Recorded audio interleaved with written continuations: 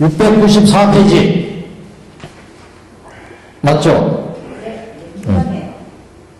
네, 계승부터요. 네.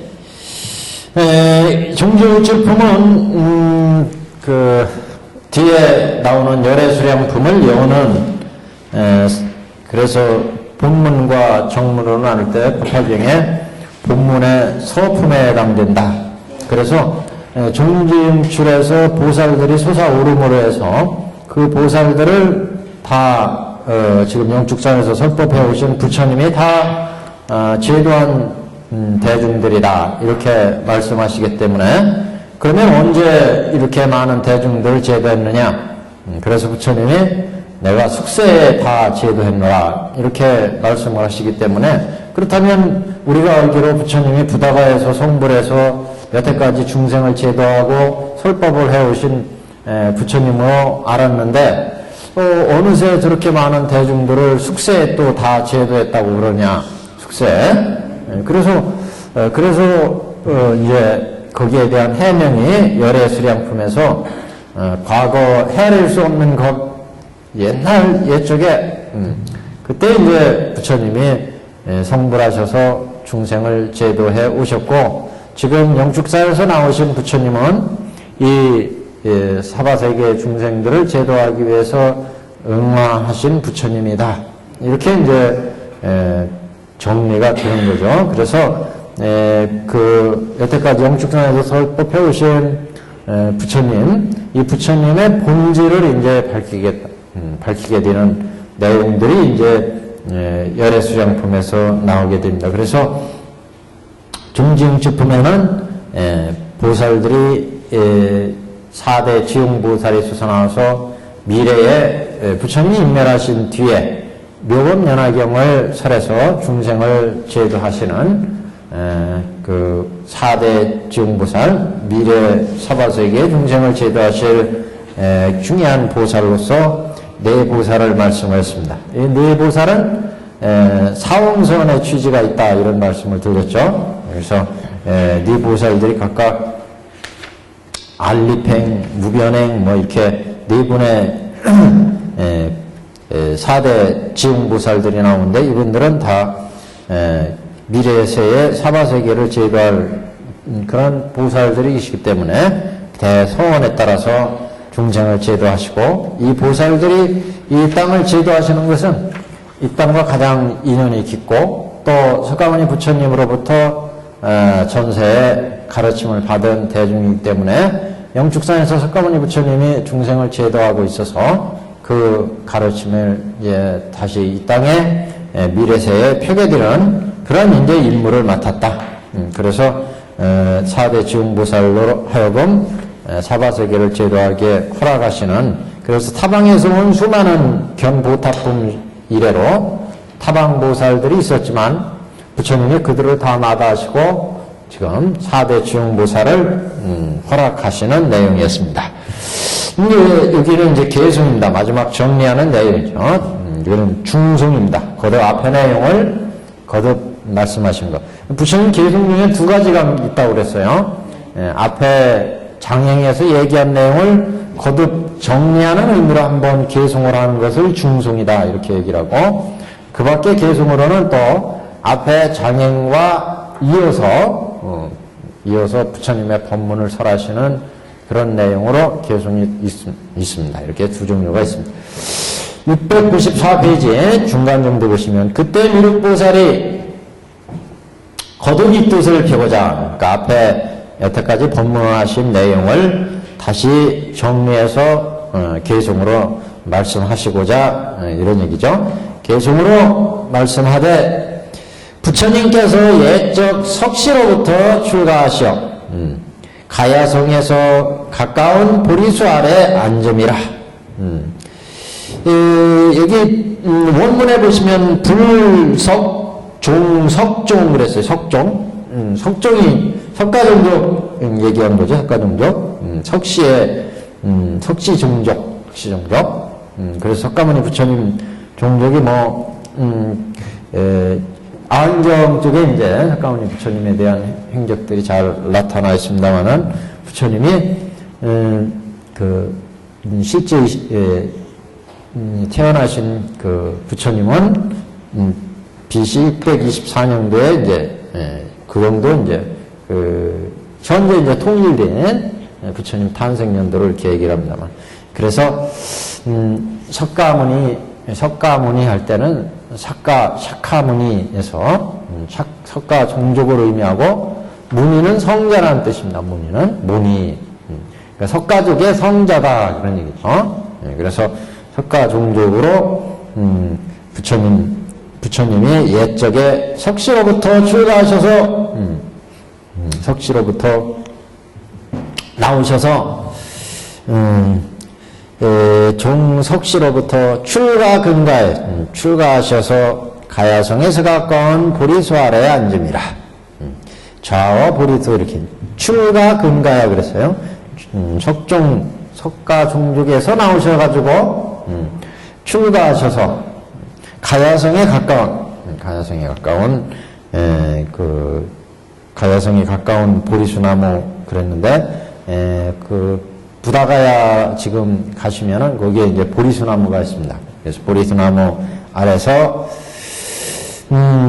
이로부터 이제까지 아직 오래지 않거늘, 그래서 오래지 않아서 그게 보리 도량에 앉아서 불도를 이루셨다. 그래서 불도를 이루고 그래서 이제 보통 그때 보리수 나무가 있고 거기에 이제 큰 바위가 있고 그 위에 이제 건초로 앉고 건초를 덮고 그 위에 앉아서 산매에 들어가서 불도를 이뤘다. 그래서 이제 금강보자 뭐 이런 얘기도 씁니다. 보리수 아래에 보자를. 그래서 이로부터 이제까지 아직 오래지 않거늘, 이 오래지 않았다는 얘기는 지금 부처님이 보리수나무 밑에서 성불 하시고 영축산에서 설법할 때까지 그동안의 기간이 오래지 않았다. 보통 이제 한 50년 설법으로 볼 때 40년 이렇게 봤죠. 암 12, 방등 8, 반야 22 이렇게 해가지고 그 다음 이제 법하니까 그래서 보통 그렇게 얘기를 한다면은 무슨 얘기냐면 아직 오래지 않았다는 것은 부처님이 보리수나무 때 성불하시고 그리고 이제 수많은 첫 번째 이제 노가원 가서 설법하셨죠. 노가원. 그 이래로 수많은 설법이 이루어졌어요. 그 설법한 이제 차례를 보통 이제 천태에서는 이거를 일대 성교로 정리를 했잖아요. 일대 성교. 부처님의 일대 성교로 정리를 해서 이렇게 성불하시고 그 깨달은 경지를 화엄시 이렇게 받고 여기를 노건시, 노건시. 그 다음에 이제 방등시, 방등경을 설한 걸 방등시로 받고 그 다음에 이제 반야시 이렇게 받고 그리고 법화열반시 이렇게 받잖아요. 그래서 지금 영축산에서 설법하시는 요 법화위상까지 법화까지 걸린 시간을 보통 얘기할 때 화엄은 372로 보고 노가원은 431로 보고 내암경, 장암경, 중암경, 자바암경, 증일암경 3년씩 4년으로 보고 방등을 8년으로 보고 반야를 22년 반야담 이렇게 보고 그래서 이렇게 하면은 30 여기 12 그러면 42년 뭐 그래서 40년 설법 이렇게 보잖아요. 그리고 이제 여기 법화 열반 08년 해서 50년 설법으로 보는 거예요. 열반에 이르실 때까지. 그래서 정각을 이루시고 열반에 드실 때까지의 설법의 기간을 50년 설법으로 잡아가지고 이 50년 동안 중생을 제도한 그 내용에다가 여태까지 나온 대승경전을 천태대사는 다 배대를 한 거예요. 그래서 오시 설법이다. 오시. 부처님은 오시 설법이다. 이렇게 이제 그 교판을 짰습니다. 그래서 일대 성교로 부처님의 일대 성교로 전체 부처님의 법을 망라해서 정리해가지고 일대 성교로 정리했다. 그래서 이제 법화 열반까지 50년 잡으면 부처님이 성불해서 여기까지 영축산에 이르기까지 우리가 볼 때는 50년 설법인데 그러니까 아직 50년이 안 된 거죠. 42년이죠. 42년 설법인데 그래서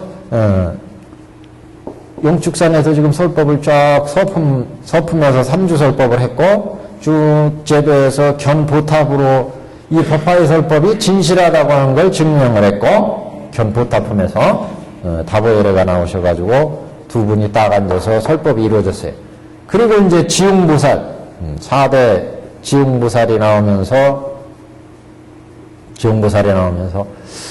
수많은 건수를 거느리고 나와서 앞으로 미래세 부처님이 멸하시고 난 뒤에 이 미래세를 법화경을 흉포해서 중생을 제도할 것이다. 이렇게 이제 선언이 됐죠. 그래서 이 대중들은 도대체 어떻게 된 대중들이냐, 어디서 왔고 누가 가르쳤느냐, 대중들이 모두 의문을 가지니까 그것을 이제 부처님께서 내가 숙세에 다 제도한 중생인, 숙세 제도한 중생이다. 이렇게 말씀을 하셨던 이 대중들이. 그러면 숙세 제도했다는 것은 기나긴 긴 시간, 장기에 걸쳐서 긴 시간 동안 먼 과거의 얘기를 먼 과거에 이거는 지금 중생을 지금 제도해온 것은 가까운 일. 성불하시고 나서 지금 중생을 제도한 건 가까운 일. 이 두 가지 일을 가지고 지금 비교한 거예요. 가까운 일과 먼 과거의 일이고. 그래서 이 가까운 일을 통해서 먼 과거의 일을 지금 밝힌다. 부처님이 성불하신 지가 지금 한 50년 되는데 이 4대 지용보살이 솟아오르면서 이 대중들을 앞으로 미래세의 사바세계를 제도할 이런 대중으로 삼으시면서 이 대중들을 부처님이 숙세에 헤아릴 수 없는 과거, 먼 옛날에 다 제도한 중생들이다. 이렇게 얘기함으로 해서 지금 가까운 부다가에서 성불하신 이래로 중생을 제도한 일을 들어서 부처님이 구원급전에 성불해서 그 이래로 쭉 중생을 제도한 먼 과거의 일을 지금 드러내고 있는 이런 법문이다. 그래서 마치 이게 석가모니 부처님 같은 우리가 영축산에서 제도해서 중생을 제도하신 이 부처님은 가야산에 성불한 지가 지금 성불해서 지금 영축산에 온 지가 한 40년 플러스하면 70에서 80 정도 되신다. 80. 이 옛날에 부처님이 4대 지음보살들을 제도했다니까 그때 이래로 치면은 이 4대 지음보살들은 얼마나 오래됐어요. 그래서 이건 늙은이고 여기는 젊은이다. 이게 젊은이. 석가모니 그렇잖아. 근데 젊은 사람이 이 사람 늙은이를 다 제도했다는 거예요. 그러니까 이거 이상하지 않느냐? 이렇게 이제 제기한 거 아니겠어요? 이게 성불하셔서 지금 딱 영축산까지 온 거는 그래서 이걸 한 25세로 딱 봤잖아요. 25세로. 이거는 늙은이다. 100세 늙은이다. 100세 늙은이. 이건 헤아릴 수 없는 시간이. 그 많은 것을 100세 노인. 그래서 25세의 젊은이가 100세의 늙은 아들을 이 사람들을 아들이라고 하는 것과 똑같다. 우리가 지금 성불한 지는 부처님이 성불하신 지는 여기까지 40-50년 되니까 지금 그 나이가 이쪽 숙세 제도에서 지금 지웅보살이 딱 솟아올랐잖아요. 이 양반들은 숙세 제도였으니까 그때부터 나이를 치자면 작년의 나이, 늙은이다, 늙은이. 그래서 이렇게 늙은이를 젊은 7, 80된 젊은이가 다 내가 제도했다, 내 아들이다, 이렇게 얘기하는 것과 똑같다. 그래서 이러한 일들은 즉 가까운 보리스나무태서 성불에서 이래로 중생을 제도한 부처님의 교화한 이 일을 들어서 멀거는 옛적에 부처님이 중생을 제도한 이 과거의 일, 그 이면에는 이 멀고 먼 옛적에 부처님이 이미 성불하셔서 불도를 이루어서 그 이래로 중생을 제도해왔다. 이걸 이제 밝히는 그런 이제 계기가 된다는 거예요. 지용보살을 통해서.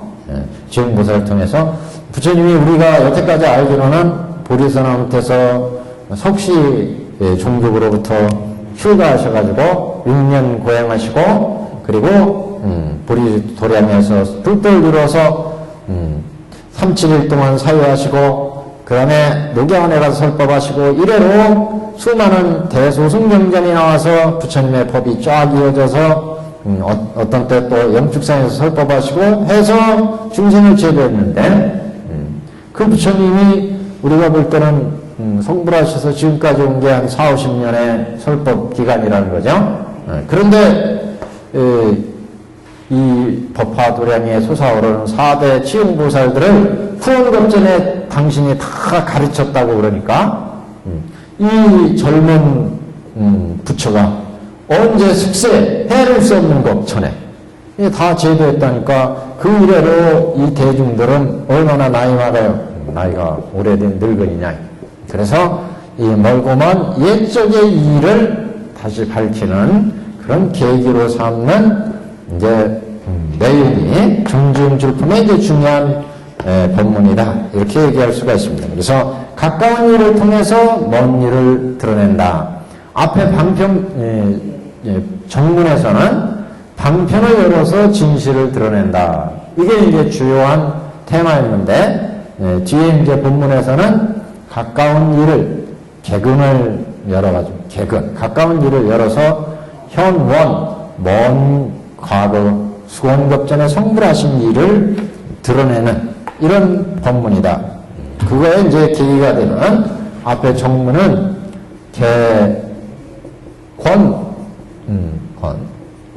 개권 현실의 법문이라면 지금 여기 정문은 개근 현원의 법문이다. 현원 개근 현원의 법문이다. 이는 개권 현실의 법문 이렇게 이제 보통 비교를 합니다. 가까이 성불하신 이 부처님의 일을 들어가지고 구원급전에 성불하신 부처님의 일을 드러낸다. 이거에 대한 이제 본격적인 얘기는 열애수량품에서 열애수량품 여기에서 해명이 있습니다. 여기에는 이제 먼 구원급전에 내가 가르쳤다 여기까지만 이제 나와요. 그래서 구원급전에 성불해서 이래로 승화하는 중생을 제도했다. 이 얘기는 열애수량품에서 이제 밝히는 내용. 그래서 이 앞에 부분을 이제 정문이다 이렇게 보통 얘기하고 여기를 정문의 법문이다. 여기를 본문의 법문이다.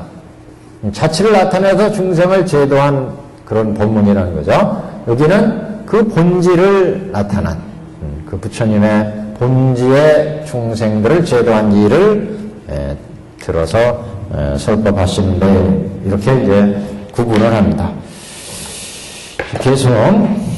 계속해서 개성을 보겠습니다.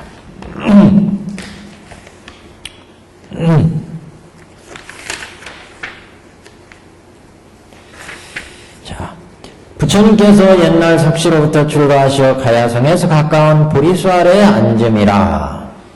이로부터 이제까지 아직 오래지 않거늘 이 모든 불자들의 그 수요는 가히 헤아리지 못하오리다.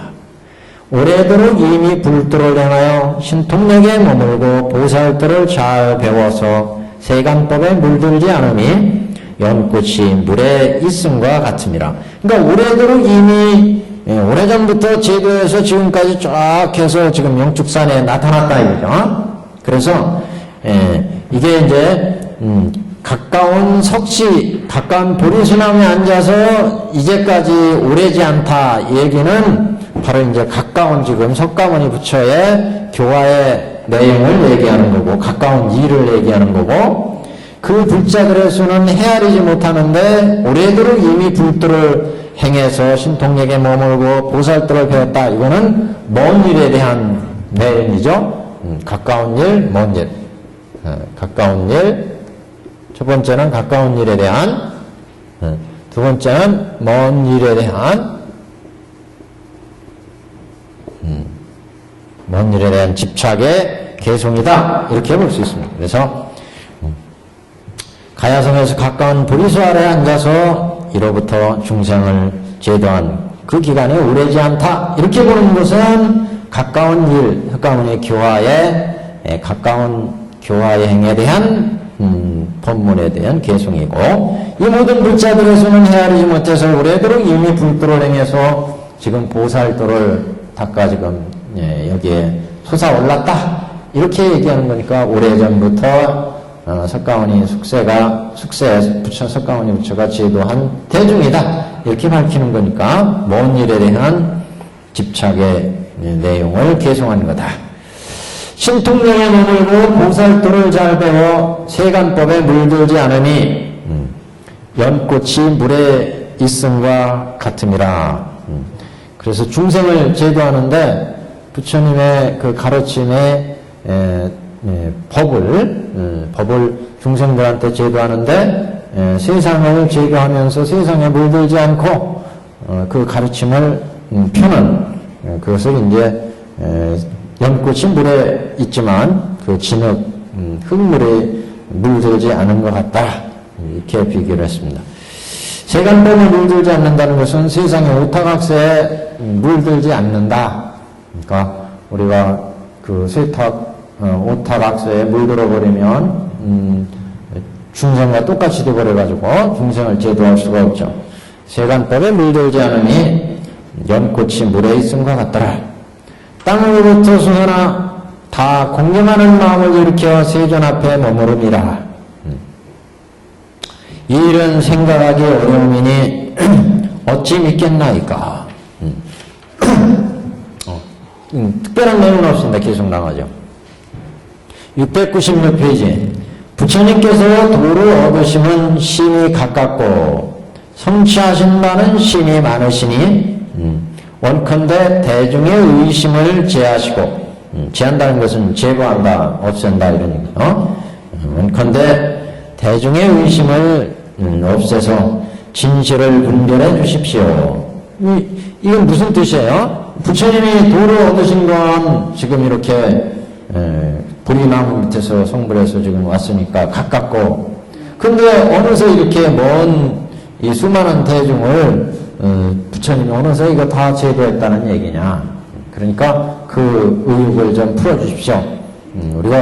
우리가 석가모니 부처님은 다 뻔히 아는데 영축장에 성불하시고 그 이래로 누구누구를 제도했고 누구를 제도했다 해서 지금 다 알고 있는데 어떻게 이 수많은 지용보살들을 부처님이 다 제도했다고 하느냐. 이제 그런 의심을 풀어주십시오.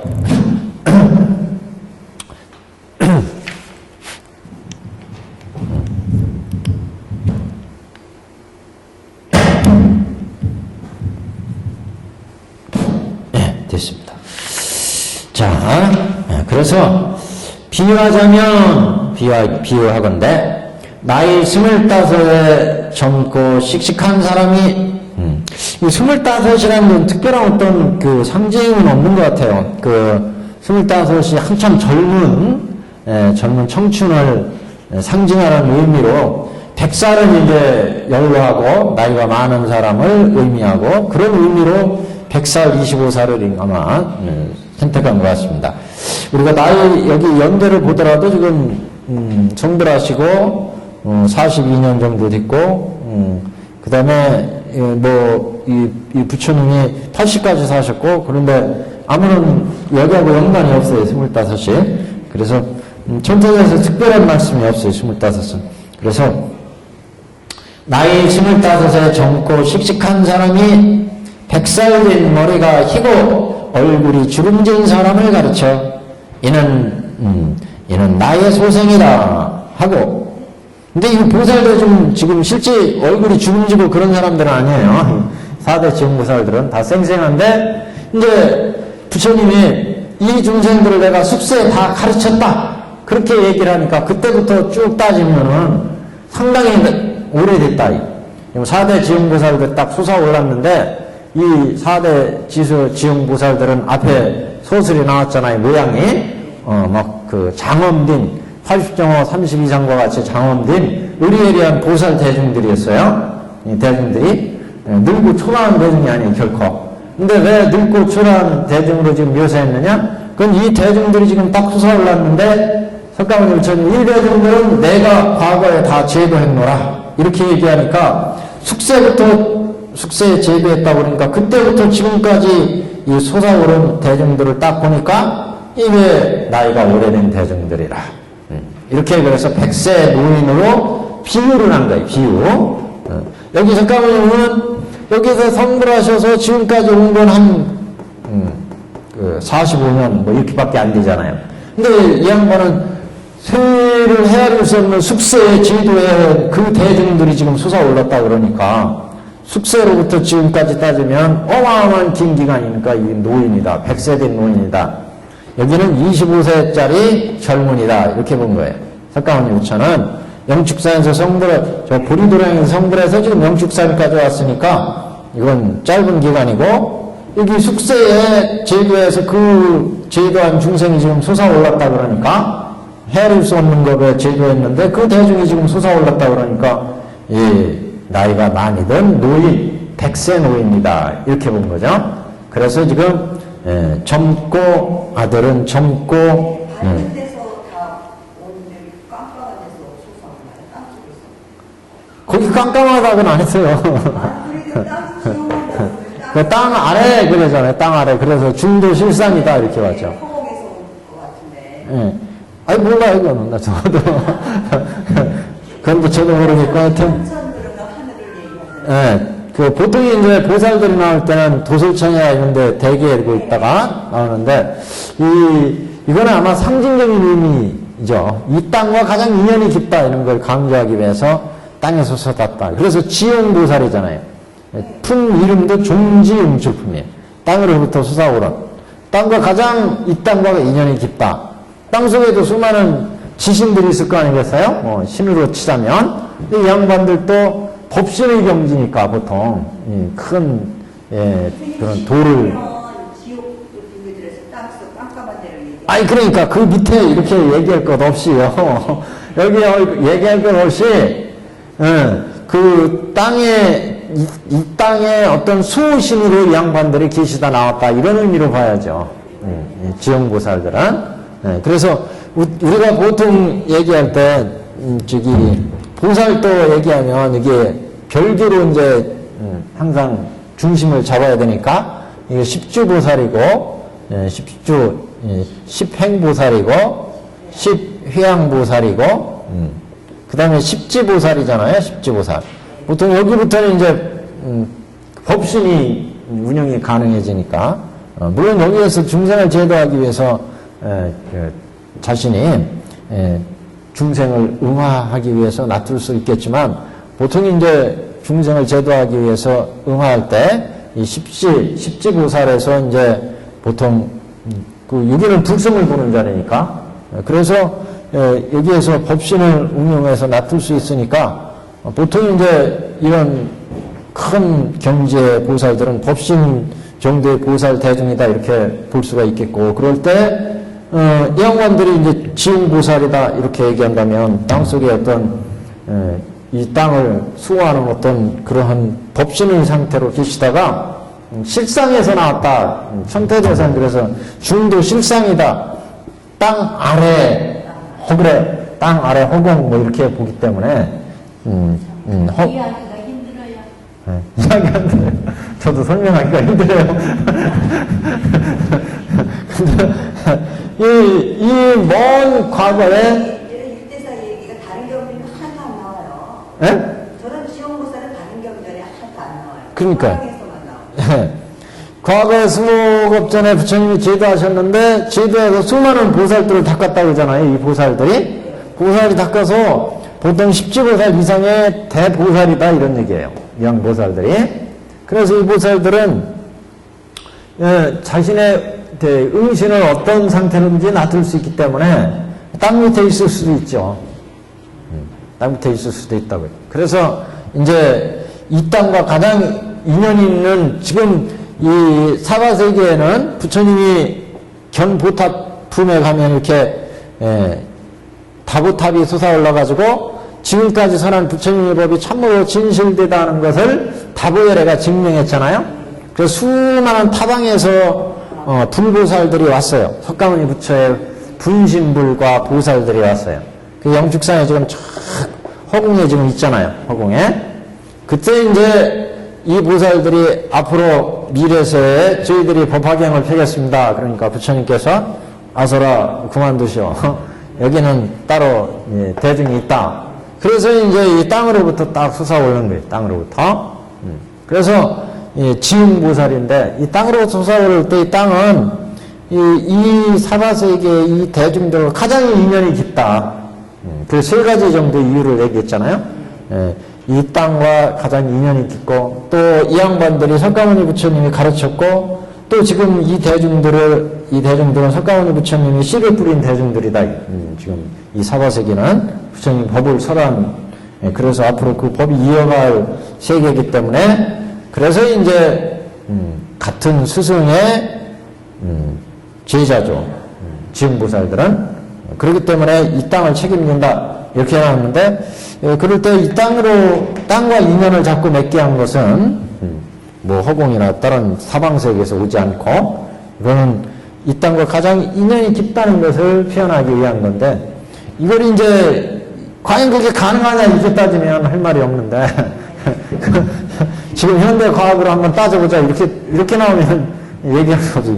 신앙적으로 어떤 뭐 교학적인 측면에서 우리가 어떻게 본다면 보통 십지보살 정도가 되면 법신을 응화할 수 있기 때문에 적어도 이제 이런 보살의 단계에서 법신의 상태로 그 땅 밑에 숨으신 형태로 계시다가 나올 수 있지 않겠느냐. 법화 문구에도 그래서 중도 실상에서 나왔다 이렇게 얘기를 하거든요. 그래서 땅에서 굳이 나온 것을 땅을 통해서 왜 나왔느냐. 이거는 이제 이 땅과 가장 인연이 있는 대중이라는 것을 강조하기 위한 그런 이제 표현이라고 봐야 되겠고 땅이나 허공이나 이것은 크나마 의미가 없을 거예요. 다만 이 땅이 이 사바세계와 가장 인연이 깊은 그런 이제 이 땅의 대중을 제도해야 되니까 상징적인 의미로 이 땅에서 솟아올랐다. 그리고 따방세계에서 오시든 뭐 어디서 오시든 그게 문제가 아니라 이 땅을 제도할 그런 대도사이기 때문에 이 땅과 가장 인연이 깊은 땅으로부터 솟아올랐다 이렇게 봐야 되겠고 그 땅 속에 그러니까 땅 속에 실상의 경지 법신의 상태로 계시다가 응한 게 아니냐 이렇게 봐야 되겠죠. 법신에서 응신했다, 응신했다, 화생했다 이렇게 이제 봐야 되죠. 우리 보살님 그래도 이해가 안 되시는 것 같아요. 옛날에는 땅을 평지로 갔기 때문에 공으로 지금 공이잖아요, 원이잖아요. 예. 근데 옛날에는 평지로 봤대잖아요. 예. 평지를 좀 생각했죠. 그러니까 그 밑에 세계가 또 있다 생각했죠. 그런 것도 있을지 모르죠. 어떤 세계를 상징했을지도 몰라요. 근데 밑에 세계가. 그 인도에서 경전을 쓰시는 분들이 좀 삼매에서 이렇게 지금 경전을 쓰신 건데 그분들이 그거를 중생들한테 설명하기 위해서 땅 밑에다 이렇게 얘기했는데 실제 법신은 땅 밑, 위, 모래를 이걸 가릴 게 아니잖아요. 법신의 상태에서는 어느 세계든지 다 계실 수가 있고 응화할 수 있으니까 그래서 그저 이제 땅에서 섰다고 이렇게 얘기하는 것은 이 땅의 중생들을 앞으로 제도해야 되기 때문에 이 땅과 가장 인연이 깊은 땅으로부터 솟아오르는 것을 지금 말씀한 게 아닌가 이렇게 볼 수 있고 그래서 땅속 아래 허공 뭐 이렇게 얘기해서 중도 실상에서 나왔다. 천태대사도 실상에서 나왔다는 얘기는 중도 실상은 바로 십지 이상의 보살에서 응화가 가능하기 때문에 그래서 십지보살 이상 되면 법신이 상태로 어느 상태든지 응화가 가능하니까 땅에서 솟아오는 것을 그렇게 설명할 수밖에 없을 것 같아요. 이 보살들은 여기도 이 보살들은 뜻이 견고하고 겁냄도 약함도 없어서 한량없는 법으로부터 보살들을 행하여 어려운 문답에 교묘하며 그 마음이 두려운 바가 없음이라. 그래서 그 저쪽 문구에서는 노성의 덕이다 이런 얘기는 노성. 예, 노인의 덕을 성취하신 분, 노성의 덕. 노성.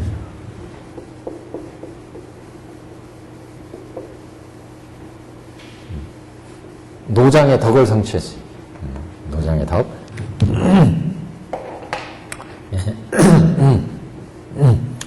그 먼 과거에 부처님이 제도에서 이래로 쭉 보살들 닦아서 뜻을 견고하게 해가지고 지금 이 사바세계에 나오셔가지고 어려운 문답에도 잘 교묘하게 그 대답해서 그 마음에 두려운 바가 없습니다.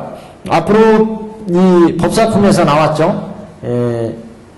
중생들을 제도하려면은 열애 방에 들어가서 열애의 옷을 입고 열애의 자리에 앉아야 된다. 곧 대자비를 하시고 대인욕심을 가지고 공의 무차별심을 입각해서 무차별심에 입각해서 중생을 제도해야 된다. 그렇게 될 때 부처님과 같이 두려움이 없이 중생을 제도할 수 있다. 이런 대목이 나왔습니다. 반영 없는 법으로부터 보살들을 행해서 어려운 문답에도 그래서 잘 대답하고 그러니까 이 부처님 지금 석가모니 부처님이 중생들을 이 사바세계를 제도해 오셨고 또 앞으로 제도하는 것도 석가모니 부처님이 제도한 대중인 시용보살 대중들이 제도한다. 그런 의미예요 지금. 그래서 누구보다도 이제 이 사바세계를 잘 아니까 잘 제도할 수 있다. 타방세계에서 온 보살들은 내내 타방세계의 중생들을 제도했어요. 그래서 그 타방세계의 근기 근성에 잘 알고 물론 뭐 이런 보살들이 모든 대중들의 근기 근성을 뭐 다 모르긴 없겠지만 그래도 전공으로 볼 때 타방세계에서 온 보살들은 타방세계에 가장 적합하다. 그래서 타방세계에 이미 응화했기 때문에 거기에 견부탑해서 타방세계에서 온 석가모니 분신과 권속들을 제 땅에 그 임무가 있으니까 용납하지 않았어요. 이 세계를 제도할 대중으로. 그 대중들은 그 세계를 제도할 임무가 있다. 이 세계는 이 땅과 가장 인연이 깊은 지용보살들이 가장 적합하다.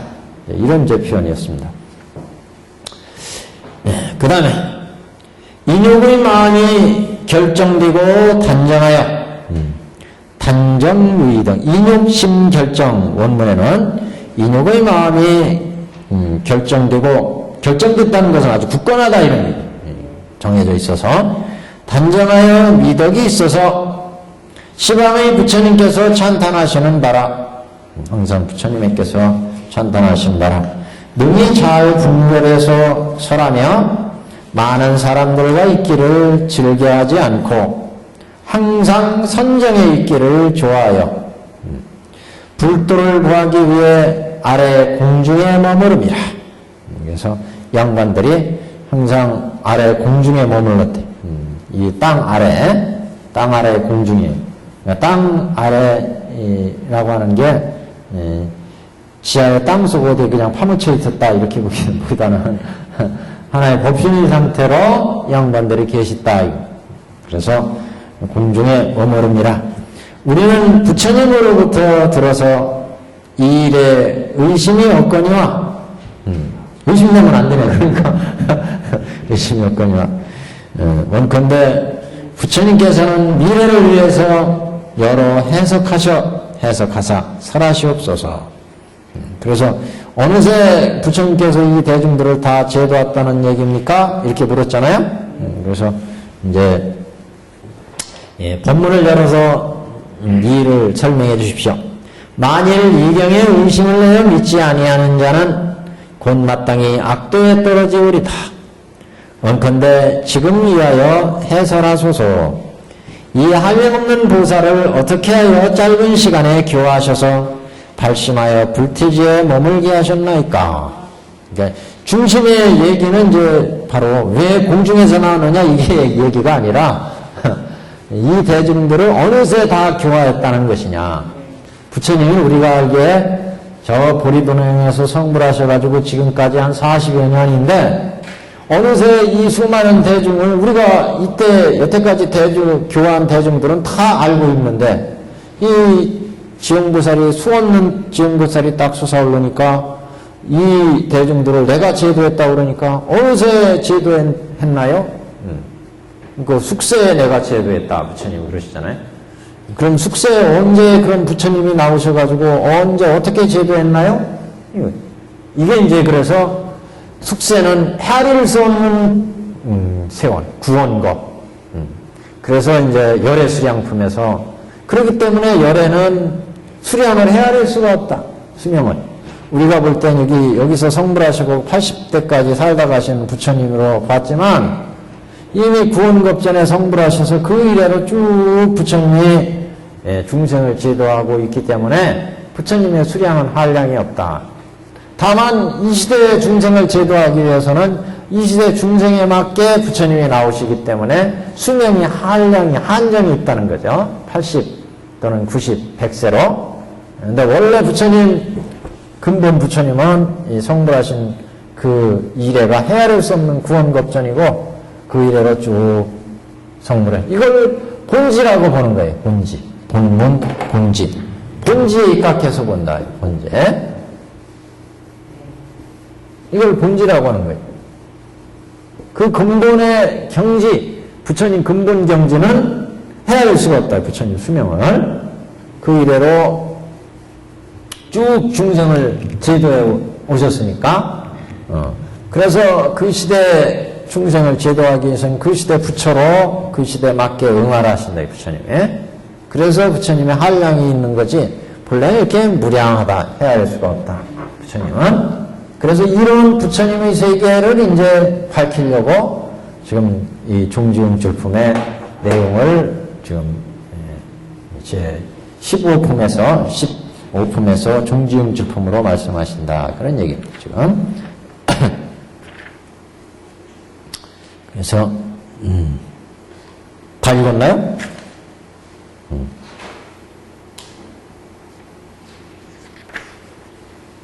다 읽은 것 같죠? 왜 그래? 헷갈리네. 다 읽었어요. 그래서 여기까지가 종지용출품, 이 한량없는 보살을 어떻게 하여 짧은 시간에 그 교화하셔서 발심하여 불태지에 머물게 하셨나이까. 이 수많은 종지용출의 대중들을 언제 부처님이 제도하시고 이 대중들은 언제 발심해서 어떻게 가르침을 받고 불태지에 이르러서 지금 이 대중으로 나왔습니까? 이거 이제 해명해 주십시오. 이렇게 청하는 내용이에요. 그래서 열애수량품에서 열애는 원래 구원겁전에 성불해서 그 이래로 이렇게 수많은 중생들을 제도해 왔다. 그래서 그 대중들이 이제 이렇게 솟아올랐고 나는 지금 이 세상의 사바세계를 제도하기 위해서 이상이 왔다.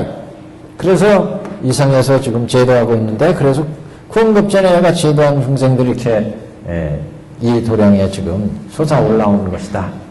이렇게 지금 내용을 전개하고 있습니다. 자, 그러면 이제 열애수량품입니다. 그래서 열애수량품. 그래서 열애수량은 열애 부처님의 수량이 무량하다 하는 무량한 그 본질을 부처님의 본질을 밝히는 그런 품이다. 이렇게 얘기할 수가 있습니다. 그래서 열애수량품에서는 중요한 부처님의 본질을 밝히고 있고 그 다음에 이제 법화 치료로서 의사의 비유에 법화 치료의 마지막 비유인 의사의 비유가 뒤에 들어있습니다. 그래서 열애수량품과 방편품 이렇게 두 품이 법화경에 보통 두 기둥격이다 이렇게 보통 이제 설명을 합니다. 오늘은 천태대사의 이 열애수량품에 대한 해석, 이것을 제가 복사를 해왔는데, 여기는 세종조에 나온 법화경 주석, 이것을 복사를 해왔어요. 이게 이려주가 있는데, 이려주는 법화 문구를 줄여놓은 얘기입니다. 이게 계환회와 이려주를 같이 병행해서 법화경을 해설하고 있는데, 그 중에 이려주만을 뽑아봤습니다. 그러니까 법화 문구를 줄여놓은 거다, 이렇게 보시면 돼요. 자, 열애수량품 제16 그랬는데, 앞에는 이제 종증질품, 아픔에 보살의 의심을 풀기 위하여, 앞에 미륵보살이 모든 보살대중들을 대표해서 의심을 물어봤죠? 어느새 이 수많은 대중들을 제도했다는 겁니까? 하고 부처님께 여쭙게 되는데, 그래서 그 의심을 풀기 위해서 열애의 수명이 얼마나 되는지를 설법하신 품, 내가 다 과거 구원급전에 제도한 중생들이다, 이렇게 말씀하시니까, 그럼 부처님의 수명이 도대체 얼마나 되시기에 구원급전에 이 대중들을 다 제도했다는 겁니까? 그래서 그 부처님의 수량을 밝히는 품이 열애수량품이다. 자, 이려품의 해설. 열애란 시방세계의 재불, 이불, 삼불, 본불, 적불의 공통된 이름이 열애다. 부처님 명호 중에 10호 중에 열애가 들어있죠. 열애응공 정된지 명행족. 그 열애 부처님의 수명의 양을 지금 말씀하시는 품, 열애수량품이에요. 그래서 그 부처님이란 시방삼세의 재불이기도 하고, 이불이기도 하고, 삼불이기도 하고, 분불이기도 하고, 적불이기도 하고, 그런 부처님의 공통된 이름이 열애다. 수량이라 하면, 열애수량에서 수량이라 하면, 양을 나타내는 것이다. 전량이라는 것은 전자나 이런 때는 헤아린다. 그래, 수량을 헤아리는 품, 양을 헤아린다. 그래서 수량이라는 것은 양을 헤아리는 것, 양을 나타내는 것이다. 시방삼세, 이불, 삼불, 본불, 적불의 공덕의 양을 헤아린다. 지금 바로 본지의 삼불의 공덕의 양을 헤아리니 그래서 열애수량품이다. 본지의 부처님의 공덕의 양을 헤아린다. 본지는 결국 이제 법신이다, 이렇게 이제 볼 수 있죠, 법신. 그래서 법신 부처님의 수량은 법신이 이제 비로자납을 그렇죠, 이제 뒤에 나오죠. 그것을 보통 이제 비로자납을 이렇게 얘기를 하죠. 그래서 저번 시간에 한번 그 부처님의 삼신에 대해서 얘기한 적이 있는데, 법신, 보신, 화신 또는 응신, 이렇게 보통 삼신으로 대승불교에서는 얘기하는데, 근본불교에서는 그대로 부처님 한 분은 석가모니 부처님 한 분만을 부처님의 대상으로 삼았지만, 대승불교가 오면서 화엄경, 반야경, 법화경, 열반경, 수많은 경들에서 부처님을 얘기하는데 그 부처님의 경지가 다 차이가 있어요. 그래서 이런 부처님들을 그럼 어떻게 봐야 될 거냐? 그래서 근본불교에서 말씀하신 그런 부처님을 이제 보통 응신불, 응화한 부처님, 응신불 이렇게 보고, 대승경에서 설하신 부처님은 대개 이제 열응신, 승신으로 나눠서 열응신, 승신 내지 보신, 법신불의 설법, 이렇게 이제 보통 구분을 합니다. 그래서 이제 불신관이 좀 다소 복잡해지는데, 왜 이런 현상이 나왔냐면, 석가모니 부처님이 세상에 나오셔서 불교를 열고, 그래서 아한경을 설하시고 이제 인멸에 드셨죠. 그 이후로 부처님 인멸이 드신 이후로 그 설하신 말씀을 1차로 정리한 게 아한경이었고, 그 다음에 이제 수차에 걸쳐서 결집 과정을 거치면서 시대가 지나면서 계속 경전이 나왔잖아요. 그래서 대승불교 시대에 이제 나온 경전들이 대승경전이에요. 이 대승경전 시대에 오니까 과거 암시대의 부처님과 성격이 다른 부처님의 법문으로 경전들이 계속 편찬되더라. 그게 이제 반야경, 화엄경, 열반경, 법화경이다. 그래서 수많은 대승경전들이 쏟아져 나오면서 그 경전들에서 부처님의 경지를 이제 부처님의 설법이 각각 다르게 법문의 내용도 이제 차이가 있고 그 나투시는 부처님의 본지도 부처님의 어떤 근본도 차이가 있게 되고 그래서 그 부처님을 이제 다 해명하기를 근본불교 아항경전에서 나온 이런 부처님들을 응신불이다 보통 이렇게 보고 화엄경 이런 경전에서 설하신 부처님을 비로자나불 또는 이제 보신불, 노선나불 이렇게 이제 보고 법화경의 부처님 이 부처님은 이제 구원급전 성불하신 부처님은 법신불이고 영축산에서 이래로 성불하신 부처님은 이제 보신불이고 이렇게 이제 부처님의 경지를 표현을 합니다. 그렇게 부처님의 경지를 나눈 것은 경전마다 살아가고 있는 부처님이 다 차이가 있는데 이 부처님을 우리가 어떻게 이해할 거냐. 그래서 부처님이 이 상에 오셔서 보리도령에서 보리산 앞에서 성불하시고 녹양원에 가서 설법을 하시고 그 이래로 수많은 경전들이 편찬이 됐어요. 부처님 인멸하시고 나서 근본불교의 경전들이 편찬되고 그 이래로 대승불교 오면서 반야경, 방등경, 법화경, 열반경, 수많은 화엄경들이 편찬이 되는데 이런 경전들마다 부처님이 등장해서 설법을 하는데 그 부처님의 법문도 아항경과는 다른 대승불교를 제청을 하고 있고 설하시는 법문의 차이가 있다. 그래서 이걸 어떻게 이해하느냐? 그래서 천태대사는 이거는 수많은 대승경전을 부처님의 일대성교에다 놓고 정리를 하자. 일대성교.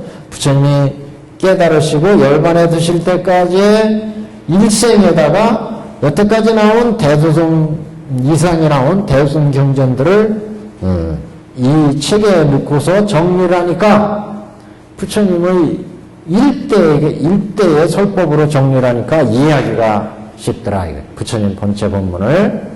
그래서 그 일대에 넣고 정리한 게 오시다. 오시. 부처님 그래서 부처님 전체 법문을 정리하니까 오시설법으로 이해할 수가 있겠더라. 이렇게 정리한 거죠. 그래서 법화경도 그러한 오시설법 이 책에 보면 부처님 모든 중생들을 제도하고 근기가 성숙했을 때 중생들한테 마지막으로 설하시는 그런 법문으로서 법화경의 위상을 지금 보고 있습니다. 자, 그래서 열애란 이렇게 이불, 삼불, 본불. 그래서 이제 이불, 삼불이 이제 어떤 부처님 경지나 이게 설명할 차례예요. 자, 그 다음에 양은 이제 그 열애의 수명, 수량을 나타낸다. 공덕의 양. 열애란 뜻은 매우 많아서 이 삼의 열애를 밝히고 나머지는 그 예로 알 수가 있다. 보통 이제 이불, 삼불 하면은 보통 이신불, 삼신불 사상 이렇게 이제 보통 얘기를 해요. 이신불, 삼신불. 그래서 그 다음에 본불적불은 이제 다 여기에 딸린 얘기다. 이신불, 삼신불에. 자, 이신불 부대요. 이 열애란 이신불을 얘기하는 거예요. 성실론에 말씀하기를 진실한 도를 타고 와서 정각을 이름이라 그러므로 열애라 이름한다. 탄다고 하는 것은 여여한 법의 여여한 지혜요. 실은 여실하다 할 때 실은 법의 여여한 경계다. 그래서 진실한 법의 여여한 지혜와 여실한 법의 경계 이거 그러니까 지혜와 경계가 화합하니 곧 인과 화가 있게 된다. 그래서 인은 수행이고 과는 성불의 과다. 여여한 지혜로 실상의 경계를 체득한 부처다. 이런 의미예요, 지금. 경계는, 여여한 경계라는 것은 온 12처 18개가 모두 다 경계죠. 이런 경계를 지대로 이해해서 진실한 법을 깨달은 그런 여야한 경계다. 그건 진실한 지혜에서 이루어지죠. 그래서 진실한 지혜에서 여야한 경계를 다 그 법의 진실을 다 깨달아 알았기 때문에 지혜와 경계가 화합했다. 그는 결국 수행의 인에 의해서 과가 이루어진 것을 뜻한다. 도는 이도 인이고 각은 결과다. 도와 각의 뜻이 이루어져서 곧 여실한 도를 타고 와서 정각을 이룬다. 이것이 곧 진신열애다. 진신불. 그래서 이신열애, 이열애 그렇게 얘기하면 진신열애, 응신열애 이렇게 얘기하고, 삼열애다 그러면 법신열애, 보신열애, 응신열애 이렇게 얘기하는 거예요. 그래서 이 열애 수량 보면 이러한 이열애, 삼열애의 수량, 법신, 보신, 화신, 응신의 모든 부처님의 그 공덕의 양, 수량의 양, 이것을 밝히는 품이다. 열애 수량품이. 그걸 설명하려고 그럽니다, 지금. 그래서 열애란 첫째로 이렇게 이신열애 얘기하면 여야한 도를 이룬 그런 진신열애를 꼽을 수가 있고, 또 여실한 지혜로서 여실한 도를 타고 삼계에 와서 태어나서 정각을 이루어 보이신 것은 응신열애다. 왜? 중생을 제도하기 위해서 여야한 진신열애에서 이 중생을 제도하기 위해서 중생에 맞게 응신하셨다. 그래서 여실한 도를 타고 삼계에 와서 태어나 정각을 이루는 것을 이루어 보이신 그런 부처를 응신열애라고 한다. 그래서 진신열애에서 여실한 도를 이루신 그런 진신열애에서 여실한 그 도를 타고 상계에 와서 정각을 이루는 것을 보이고 중생들을 제도하는데 이런 부처를 응신열애라고 한다. 이렇게 이열애로 치면 응신열애, 진신열애가 있다. 이런 얘기죠. 자, 삼신열애는 법의 여야한 경계는 인도 아니고 과도 아니고 부처님이 계시던 부처님이 안 계시던 성분과 모양이 항상 여여해서 일체처에 두루 있으되 그러나 다름이 없다고 같다고 하여 여여하다고 해서 움직이지 아니하고 이르러 있음을 왔다고 하니 이것을 법신열애라고 한다. 그래서 삼신열애는 이렇게 법신열애, 그러니까 여여한 그 진리 자체의 부처님, 이 부처님을 법신열애 이렇게 보는 거고, 부처님이 실제 모양으로 놔두든 있든 없든 간에 그 진리 자체로서의 부처님, 여여하고 움직이지 않고 있음 없음 이런 상관없이 여여하게 와서 여여하게 가시는 이런 부처님의 경지를 보통 이제 법신열애다 이렇게 보는 거고, 법을 여여한 지혜가 여여한 진실의 도를 타고 와서 정각을 이루니 이치를 따라 갔다고 이름해서 지혜를 따라왔다고 이름하니 이것을 보신열애다. 그러니까 여여한 지혜를 타고 여여한 진실의 도를 타고 와서 정각을 이룬다는 것은 이상의 중생을 제도한다 그러면 이상의 중생으로 오셔가지고 그래서 출가해서 성도에서 불도를 이루는 모습, 정각을 이루는 모습을 보여요. 그러니까 하나의 수행을 닦아서 하나의 과를 얻고 또 수행을 닦아서 십진의 수행을 닦아서 십진의 지혜에 오르고 십주의 수행을 통해서 십주를 이루고 십주의 보살을 이루고 십행을 이루고 십행을 이루고 십주를 이루고 등당묘가 부처까지 이렇게 들어간 부처. 이거는 한 단계 닦아서 그 단계에 의해서 과보를 받아가지고 그 공덕에서 또 닦고 또 닦고 해서 부처를 이룬 거죠. 이래서 보신이에요. 보신의 부처다. 3번 이건 응신입니다. 여여한 경계와 지혜가 합하였으므로 그래서 능히 곳곳에서 정각을 이루심을 보여서 8가지 모성으로 성도하여 묘법의 수레의 바퀴를 굴리시니 이것은 응신열애다. 이제 응신열애는 중생을 제도하기 위해서 그 몸으로 이상에 놔둬서 그래서 성불하는 모습을 보이고 그리고 이제 중생을 제도하신다. 응화해서 이런 이제 부처를 응신불이다. 응신열에. 그래서 보신, 응신, 법신. 그래서 법신은 진리 그 자체로 부처가 모습으로 있든 없든 간에 그 본래의 진리의 부처를 의미하고, 중생을 제도하기 위해서 이 세상에 오셔가지고 그 가보에 의해서 도를 깨치고 그 가보에 의해서 부처가 되는 이런 부처를 이제 보신열에, 또 중생을 제도하기 위해서 정각을 이 세상에 오는 모습을 보이고 정각을 이루는 것을 보이고, 그래서 갖가지로 중생을 제도하는 이런 부처를 이제 응신불 이렇게 이제 얘기를 합니다. 그래서 보통 이제 삼신불 그러면 법신, 보신, 응신이다. 법신예례를 비로자나라고 하니 중국에서 변일체다. 변일체라는 것은 일체처에 두루하다. 언제 어디서나 시공을 초월해서 계신 분이 변일체의 법신예례다. 보신예례는 노사나라 이름하니 중국에서는 정만이라 이름하고, 정만. 그러니까 정만이라는 이런 부처는 노사나불 같은 경우는 거의 이제 법신불 같은데 다만 수행에 의해서 가보를 얻으신 부처고, 법신은 그 근본 진리 자체의 부처고, 응신예례는 석가모니라 이름하니 중국에서 능인 정목이라고 번역합니다. 그래서 응신예례는 중생을 제도하기 위해서 실제 중생과 같은 모습으로 응화해서, 그래서 현묘변사의 모습을 보이면서 중생을 제도하시는 이런 부처를 이제 응신부처 이렇게 얘기를 하죠.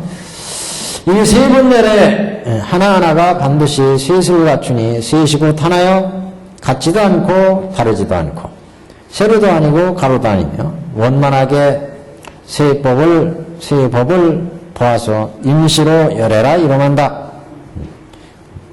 다음으로 수량을 밝힌다.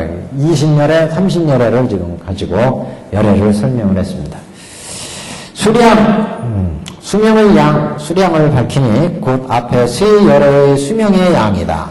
그러니까 보신, 법신, 응신열애의 수명의 양. 수란 받는다는 뜻, 받을 숫자의 의미도 있다는 게 숫자가 섭수한다. 중생을 위해서 방편으로 수명을 받는다. 수량할 때 양을 받는다. 수명의 양을 받는다. 이런 의미로 이제 수량이다. 숫자, 받을 숫자로도 숫자를 해석을 한다. 수명의 양을 중생을 위해서 받는다. 석가모니 부처님처럼 80세 수명을 이렇게 받는다. 수량을. 근데 본래 부처님은 수량이 무량하다 그랬죠. 무량. 그래서 그 무량한 부처님의 수량에서 중생을 제도하기 위해서 80세에 수량을 받으신 것. 그래서 그런 때 수량이라는 의미를 또 쓴다는 거죠. 그래서 양이란 양을 헤아린다는 의미다. 한 장 넘기겠습니다. 진여는 제법과 떨어지지 아니하니 그러므로 받는다고 이름한다. 이것은 법신열애가 이치와 같음으로써 이치와 같음으로써 명을 삼고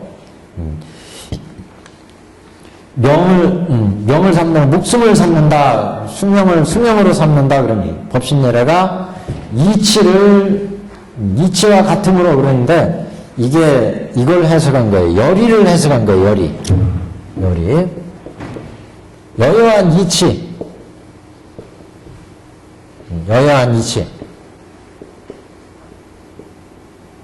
여여한 이치를 명으로 삼는다.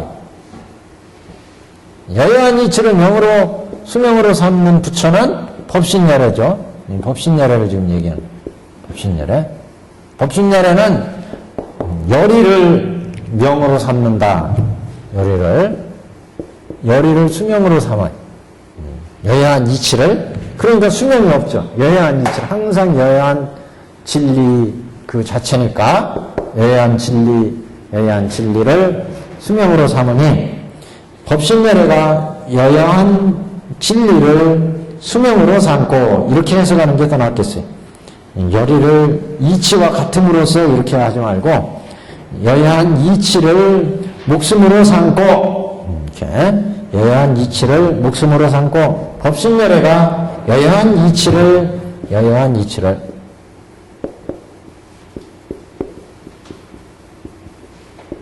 수명으로 삼고 목숨으로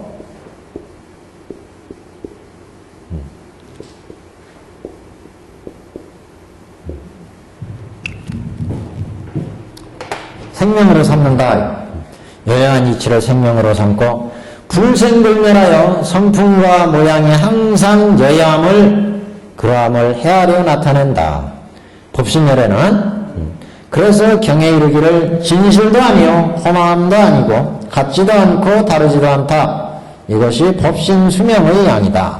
법신열애 수명의 양은 이렇게 불생불멸이고 여여한 이치를 수명으로 삼는다. 법신열애는 뒤에 이제 나오는 보신이나 응신을 이제 보시면 비교가 되죠. 만약 경계와 지혜가 상하여 그 경계를 지혜로 이제 섭수해서 그 경계를 다 이해하면, 그러니까 법을 다 깨닫는다. 이렇게, 그래서, 만약 경계와 지혜가 상하여 받는다고 이름하면 이것은 보신열애가 지혜로서 생명을 삼고 여여한 지혜로 말미암아 여여한 경계를 개합하며 경계가 이미 한량없고 끝이 없어서 항상 머물러 멸하지 아니하고 지혜도 또한 이와 같음을 헤아려 나타나는 것을 지혜를 헤아려 나타나는 것을 지금 보신열애의 수명이다 이렇게 얘기를 해요. 그래서 경에 이르기를 내 지혜의 힘이 이와 같아서 오래 업을 닦아서 얻은 바의 지혜의 빛에 비춤이 한량없고 수명은 무수겁이다 이렇게 얘기하는 것이 보신의 수명의 양이다. 이게 무슨 얘기냐면 보신열애는 자기가 이제 수행을 통해서 갑으로 불도를 이루잖아요. 그래서 지혜로 모든 경계를 깨달아서 여여한 진리에 도달해. 여여한 진리에. 그래서 항상 지혜가 이제 중요하다. 그래서 이 보신열애는 여여한 지혜로 생명을 삼고 수명을 삼고 여여한 그 지혜로 말미암아 여여한 경계를 다 깨달아서 불도를 이루기 때문에 경계가 이미 한량없고 끝이 없어서 항상 머물러 멸하지 않고 지혜도 이와 같이 무량하기 때문에 또한 이와 같음을 헤아려 나타나는 것으로 지혜와 경계가 다 무량하다. 이건 이제 보신의 열애의 수명이다. 그런 그래서 경에 이르기를 내 지혜의 힘이 이와 같이 오래 업을 닦아서 얻은 바의 지혜의 양이 지혜의 빛을 비춤이 한량없고 수명은 무수겁이다. 이렇게 말씀하신 부분이 바로 이런 보신열애를 의미한다. 그러니까 지혜와 경계가 다 개합했다는 얘기가 이 보신열애는 자기가 그 여여한 부처님의 법을 통해서 깨달아가지고 지혜로 모든 경계 5음 12처 18개를 다 깨달아가지고 그 지혜와 경계가 완전히 여여하다. 그렇게 그래서 보신열애는 지혜로서 생명을 삼는다. 법신열애는 깨닫고 자식할 게 없어요. 그대로 여여한 진리야. 열의를 생명으로 삼아. 여여한 진리를. 그렇기 때문에 여여한 진리 그 자체에 붙여. 여여한 그 진리 자체를 부처로 보는 거예요. 이거를 이제 법신열애.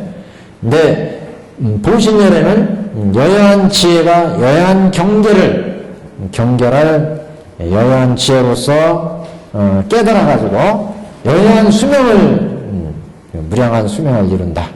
그래서 이런 부처를 이제 보신불이다. 이런 얘기예요. 보신열애가 지혜로서 명을 삼고 여여한 지혜로 말미암아 여여한 경계를 개합해서 경계가 한량없다. 그 얘기는 이제 여여한 지혜로 여여한 깨달음을 얻어서 여여한 진리에 개합한다. 이 뜻이에요. 여여한 진리에.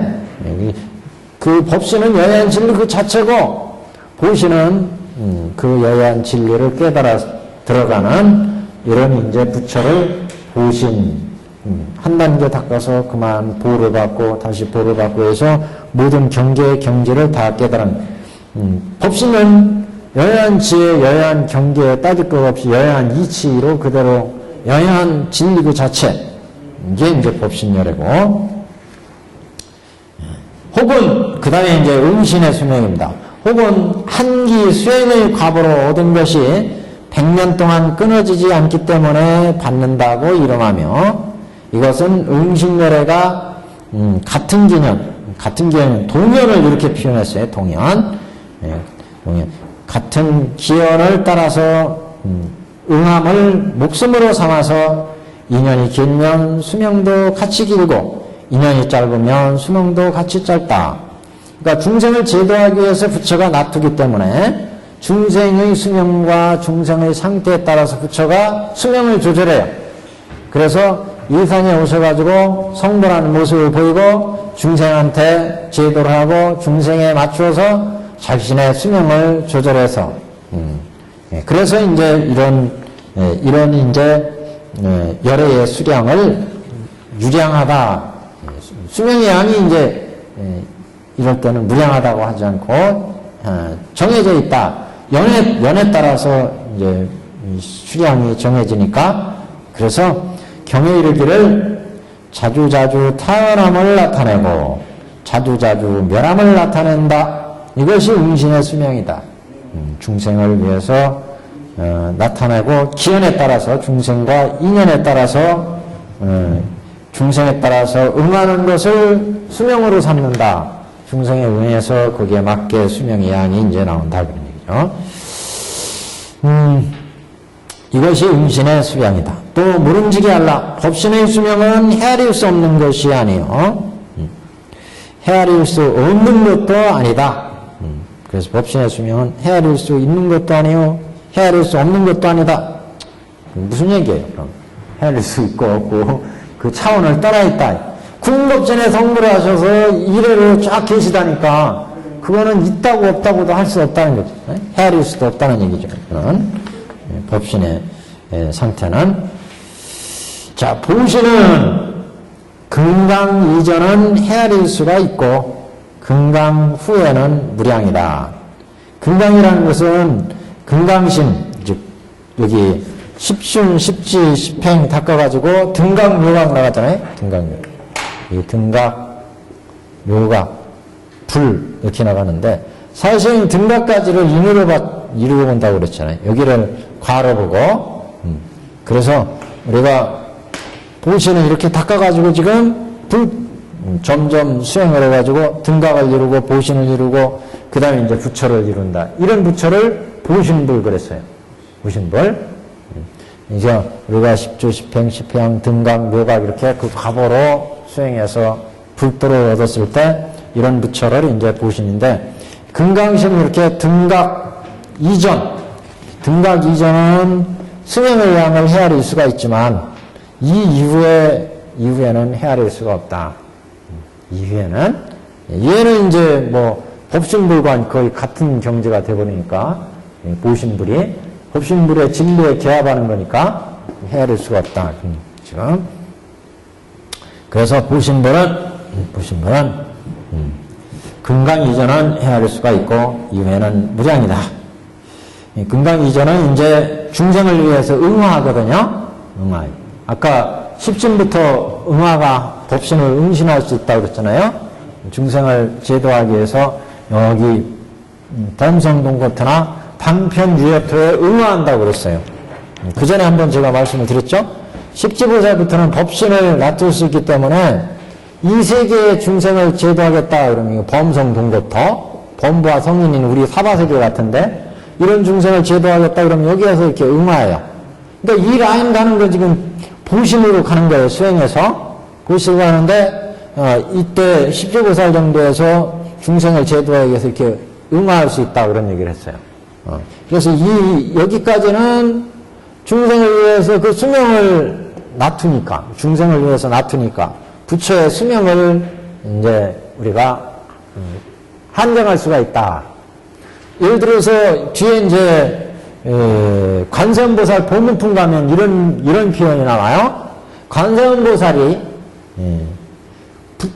성문 영각을 제도하기 위해서는 성문 영각으로 놔두고 동난동묘를 제도하기 위해서는 동난동묘로 놔두고 부처로 제도하기 중생을 위해서는 부처의 모습으로 놔둔다.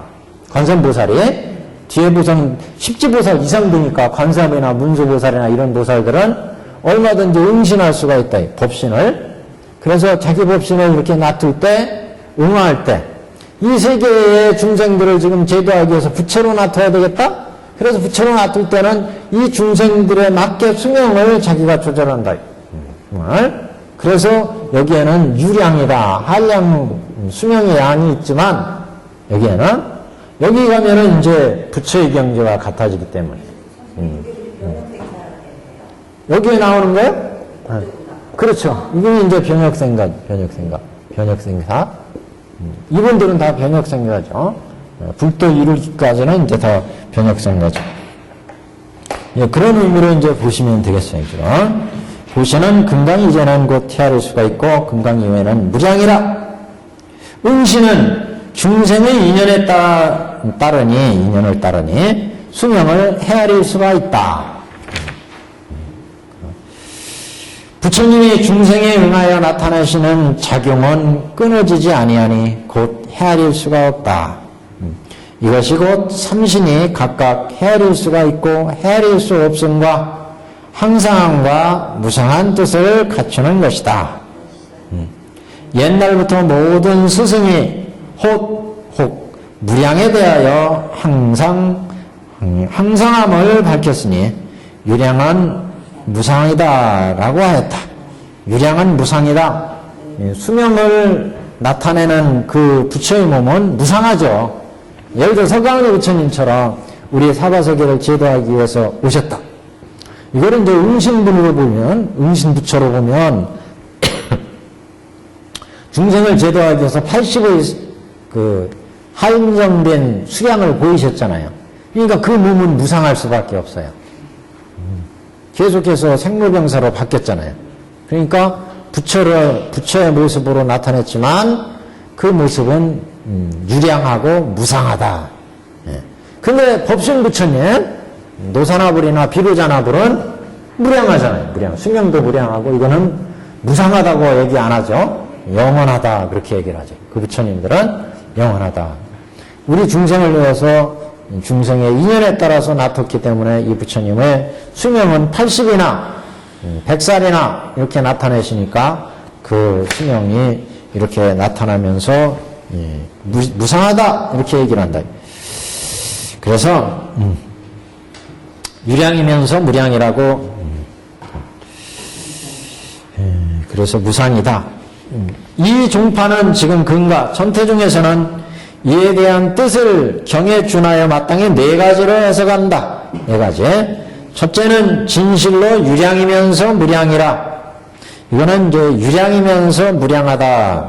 이제 그 얘기는 이제 응신열애를 이렇게도 봐요. 응신열애. 해석을 한번 보시면 아미타경의 부처님의 수명을 700아승지라고 설하신 것 같이 700의 수가 있으니 어찌 진실로 한량이 있지 아니하리요. 그러니까 이거는 유량이다. 700이라 했으니까. 그렇지만 비록 한계가 있다 할지라도 사람과 하늘은 700아승직업을 헤아릴 수 있겠어요? 헤아릴 수 없어요. 그래서 무량이다. 유량이면서 무량이다. 그러므로 비록 한계가 있다 할지라도 사람과 하늘은 헤아리지 못함이라. 그러므로 무량수라는 것이다. 이 응신열애는 중생의 인연이 길면 수명도 같이 길어진다는 수명의 양을 나타낸다. 응신열애는 이렇게 중생의 인연에 따라서 수명의 양이 달라진다. 둘째는 진실로 무량이나 양이 있다고 말한 것은 이 품이 양을 헤아림과 같이 비록 공통으로 삼신을 밝혔으나 만약 별다른 뜻에 따른다면 바로 보신의 수명을 밝히는 데 있다. 이게 무슨 얘기냐면 이제 두 번째는 무량한 양이 있다. 첫 번째는 유량이면서 무량이다. 두 번째는 무량하다 이런 얘기예요. 무량하다는 것은 보신부를 의미한다. 보신부는 불도를 이루어서 여야한 진리에 기합하기 때문에 무량하다. 한 페이지 넘겨보세요. 그러므로 경에 이르기를 내가 성불한지 매우 크고 오래다. 그럼 한 것 등이 있는데 어찌 실로 무량하면서 그러나 품 제목을 다망 수량이라 한 것이 아니리요. 이게 무슨 얘기냐? 실로 부처님이 성불하신 지는 구원급전 헤아릴 수가 없어요. 무량하다 이거 무량하. 그런데 다만 이제 열의 수량품 이렇게 열의 수량으로 얘기를 했으니까 양을 제목을 양을 무량이지만 양을 그래 그 무량한 양을 지금 헤아려서 얘기를 했기 때문에 그래서 양을 얘기한 거다 이렇게 좀 조금 이 양이 있다고 말했다. 무량한 양이 있다고 말했다. 사실 뭐 없다는 거가 똑같아요. 이거는 무량한 양이 있다 이렇게 지금 얘기했다. 또 금강명령과 같이 사불이 신상보살을 위해서 개송을 설하되 물방울로 바닷물을 헤아리고 산을 무게로 달고 땅의 먼지 허공은 그 수를 알 수가 있으나 능히 열의 수명을 안다는 것은 있을 수 없다. 이렇게 얘기했는데 품의 제목 또한 수량이라 하니 이것은 보신열의 수량의 양이다. 그래서 뭐 금강명령에서도 그 물방울로 헤아리고 산을 무게로 달고 땅의 먼지를 허공으로 해도 알 수가 없다. 이렇게 얘기를 했는데 알 수 없다는 면에서는 무량이지만 그 수량이 무량한 양이 있다고 얘기하는 측면은 이제 유량이다. 있다고 측면은 수량을 얘기하니까 이제 그런 측면에서 보신열의 수량이다 이렇게 봤어요. 셋째는 법신열의 수량을 얘기했는데 진실로 무량함으로 그래서 무량이라 말하니 열반경에 오직 부처님과 부처님만이 그 수명의 무량하다. 그 수명이 무량한 것을 알 수 있다. 이렇게 이제 얘기하는데 이게 법신열의 수량이다. 넷째는 실로 수명의 양이 있어서 그래서 헤아릴 수 있다고 말하니 지금 석가가 80에 멸하였다고 한 것은 이 응심불의 인연이 짧으면 같이 수명이 짧아지는 그런 수명의 양이다.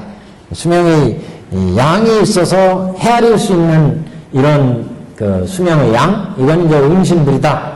그래서 수명의 양이 딱 80 정도 정해졌고 그 양을 또 능히 헤아릴 수 있어서 이것은 이제 응심불의 인연이다. 다시 말하면 응심불이 중생을 위해서 80의 수명을 가지고 중생을 제도하기 때문에 이럴 경우에는 이제 수명의 양이 있고 헤아릴 수가 있다. 이렇게 얘기한다. 지금 사구로 지금 부처님의 수명을 가지고 얘기한 거예요. 마땅히 할라. 그래서 한 부처님의 몸에 곧 모든 부처님의 몸의 수명과 공덕을 갖추어 있으나 중생의 역도에 따라 감응하여 봄에 길고 짧음이 같지 아니하다. 부처님이 이렇게 무량한 수명을 가지고 있지만 중생을 위해서 그 수명의 길고 짧음을 나타낸다. 이것을 이제 전체적으로 종합해서 얘기할 수 있다.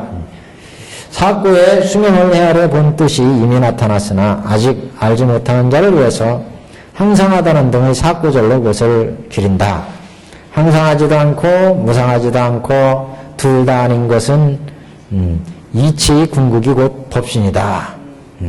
또 항상하다는 것은 다른 죄가 원만함으로써 불생불멸이니 보신이다. 또 항상하기도 하고 무상하기도 하다는 것은 응신불의 작용이 다함이 없으니 또한 항상하다고 하고 여러 번 열반을 말하기도 또 무상을 말하기도 하니 곧 응신이다. 그러니까 응신부처는 항상하기도 하고 또 무상하기도 하다. 응신부처는 열의 수명이 항상하기도 하고 부처의 경지로 봤을 때는 부처는 항상하죠. 영원한데 그 수명을 보인 것은 중생을 위해서 80 이렇게 생로병사를 보이니까 무상하다. 근데 보신부처 같은 경우는 무상하다 그랬잖아요. 항상하다는 것은 다른 죄가 원만함으로 불생불멸하니 보신이다 그랬어요. 그 보신부처님은 항상하다, 영원하다, 항상하다는 얘기, 영원하다는 얘기. 그 다음에 무상이란 금강신 이전의 지혜를 써서 더 나아가 이에 범부의 생사 출몰에 이르기까지가 다 무상이라 이것은 별교설에 입각한 것이다. 또 여기 아까 그 얘기예요. 이게 십지보살 같은 경우 중생을 위해서 놔뒀을 때는 중생에 따라서 수명을 이제 한정되어 나타나니까 무상한 유량의 중생의 생사 출몰에 의해서 범부의 생사 출몰에 따라서 몸을 나타내니까 그래서 이제 무상하다. 원교에서는 한 분 한 분 노래가 다 사고를 갖추었으니 소에 자세히 밝힌 것과 같은데 어찌 편벽되게 항상하고 무상하다고 함과 한량이 있고 한량 없다고 함을 가지고 그것을 해석할 수가 있겠지요. 원교적인 입장에서 보면은 이제 원교의가 같은 경우는 공에서 공가중을 다 갖추니까 다시 말하면 불도를 이룬 그 상태에서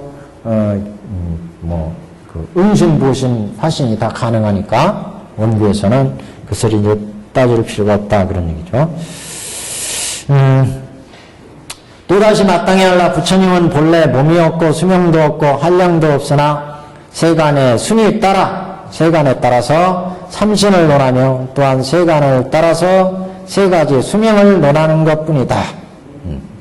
이 품의 바른 뜻은 비록 보신의 수량을 논할지라도 보신의 지혜는 위에서 서로 통하고 아래도 개합하여 삼신의 뜻이 구조가다. 이와 같이 삼신은 가지가지 공덕이 다 본래 성불할 때 보리도량에서 가장 먼저 오래전에 성취하신 구원실성, 가장 오래전에 성취하신 것, 그것을 이름해서 본문이라 하고, 삼신의 공덕이 가지가지이지만 본래 성불할 때 구원겁에 성불해서 그 오래 성취하신 것을 구원겁 성불이라고 본다면 그것을 본문이라고 할 수 있고, 중간에 금일에 이르러서 정멸도량 등 부다가에서 성취하신 것을 이름해서 자취다, 적이다, 적불이다. 그래서 본불, 적불 이렇게 나누는 거예요. 구원급 전에 최초로 성불해서 부처가 되었을 때를 우리가 본문이라 본다면 중생을 위해서 자취를 나타내서 성불하신 것은 이제 정문이라. 그래서 본이 아니면 자취를 드리울 수가 없고 본래 성불한 게 없으면 어떻게 부처가 이 세상에 나올 수 있느냐. 본래 부처가 없는데. 그래서 본이 아니면 자취를 놔둘 수가 없고 자취가 아니면 근본을 나타낼 수가 없다. 다시 말해 지금 현재 있는 자취의 부처가 없으면 본래 부처가 있는 줄을 알 수가 없다. 본래 부처님이 있어야 그 부처님에 의해서 우리가 중생의 제도하기에 놔두시는 부처를 볼 수가 있다는 거죠. 구원급전에 성불한 부처가 없다면 어떻게 이 땅에 나오신 부처를 얘기할 수가 있느냐. 본래 부처가 없다면 그런 의미에서 이제 본이 아니면 자취를 드릴 수 없고 자취가 아니면 근본을 나타낼 수가 없다. 그래서 본적이 비록 다르나 불가사한 것은 한 가지다. 그래서 본문 적분. 이제 본문 적분에 대해서는 조금 더 나중에 설명을 드릴게요. 그때 이제 본문 적분에 또 한 번 말씀을 드리겠습니다. 오늘 오히려 더 복잡하게 됐는지는 모르겠습니다. 이 삼신불에 대해서. 일단 이렇게 한번 들어놓으시고 다음에 또 설명할 때 또 말씀을 드릴게요. 여기까지입니다.